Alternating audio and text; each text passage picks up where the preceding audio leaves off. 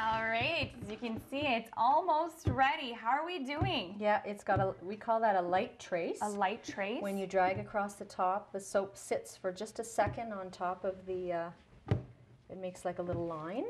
So we know that it's ready to pour. Perfect. And welcome back to Garden Path Homemade Soaps here in Vankleek Hill. And I'm joined by Tara MACWHITTER, who is the founder, the creator, and the owner of this fabulous homemade soap product. So we are in the second stage. We've already mixed the ingredients together, and now we're ready to pour this. Right. Okay, so pour on the floor. I know. I always do it on the floor just because I'm afraid if something spilled or whatever. That's right. So we're going to pour this. It almost looks like a pudding. It does, and you can scrape, maybe Melissa, you can see better than me. You want to scrape out the inside of that? You're a baker, you said? I am a baker. We're going to scrape the soap. And do you have to do it slowly or anything, or it's fine at this point? Yeah. Well, we try to do it as quickly as possible, but it's not an emergency. And so what are you pouring this into? It's like a little crate? Yeah, it's a wooden mold that my husband actually made.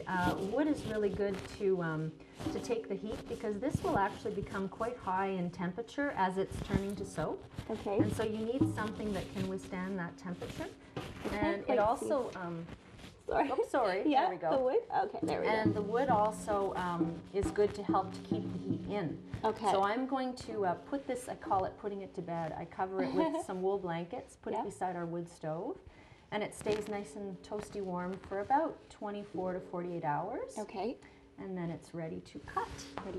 How did I do? That's great. That's good? Okay. Perfect, thank you. So then we close this up. We're going to put some wax paper on top just to keep all the moisture in there. We're going to put the top on. And then I will cover it in its blanket and put it to bed for 24 to 48 hours. 24 to 48 hours. Yeah. And then it looks like this one here, because this one's been sleeping on us. It looks exactly like this. Now this is a different fragrance we have here. This is your acne soap, you were saying? This is a soap for acne people with troubled skin. So it was a little concoction that I put together based on the ingredients, the top natural ingredients that help people with oily skin. It smells delicious. Like it smells like a lemony fragrance. It is. Lemongrass is one of my favorite essential oils to use. You need help me take this off? Yeah, we'll take the tape off. It helps to cover up a little bit of the tea tree smell. Tea tree is really a really good antifungal, antibacteria. Right. And so it's also great for... I'm not sure if I can get that one over there. Oops, half of it maybe. So how did you find these recipes? Some of them I found through a book. Some of them I found through the internet, and some of them I just created. Okay. So this is freezer paper, which had lined that wooden box. And you can see it looks like soap. It's all kind of intact. It's all hardened.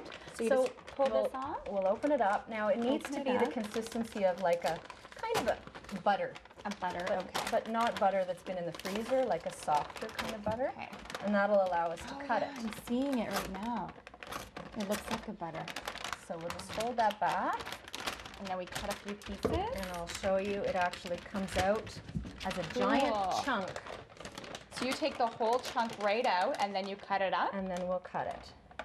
Fantastic. Now sometimes it will need to go back and harden a little bit longer. So sometimes it's not quite ready. Is this one ready? Is this the right consistency? It should be quite good. Perfect. So, you know, a lot of have to cut it really quickly right now. Well, this is we're not going to end up cutting the whole thing. But I measure it. Now a lot of people have nice tools that they use to.